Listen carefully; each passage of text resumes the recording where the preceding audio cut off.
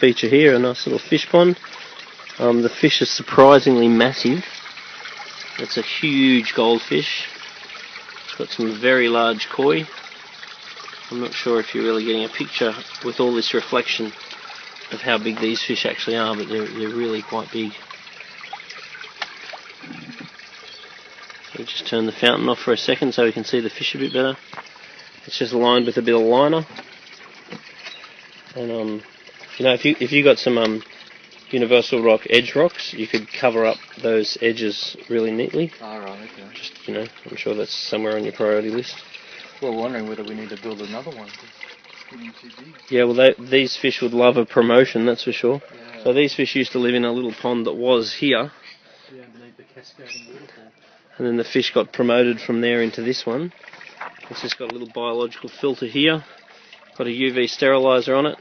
It's really important that these biological filters are run 24/7 because the bacteria that grows in there always wants oxygen and water flow and nutrients, but the UV sterilizers shouldn't be on all the time. Maybe turn them on for a week, off for a week, or whatever, as long as they're not running 24/7, or because they're on the inlet, they stop good new bacteria settling. So we've got a little light here to light her up at night time. Starting to see the fish much better now. And the other thing that was extremely notable is this is a... how long ago did you put this in? Oh, I think last season.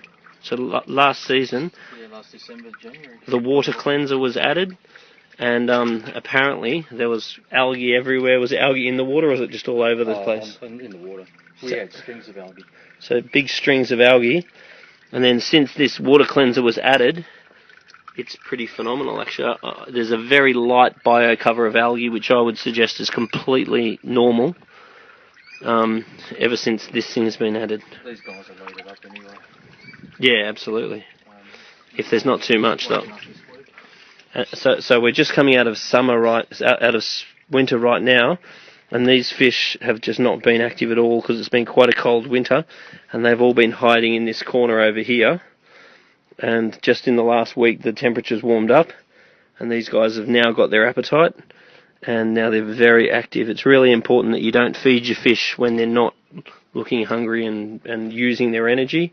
So all of winter you don't want to feed your fish at all.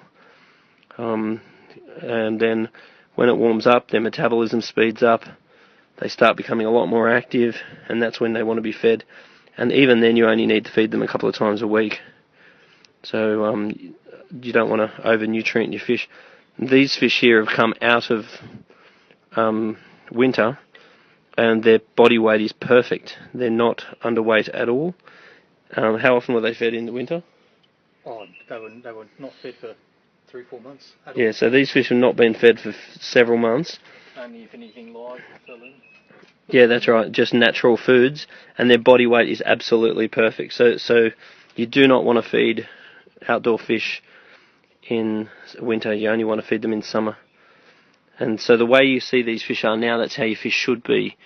So often people overfeed them and their fish look like little tanks. This guy's keen, he's very keen for some food. So where are you going to promote these guys to? Next spot's further up the yard. Right. Cool, alright, well... I have to look at a 3x3 metre tank. Look forward to that.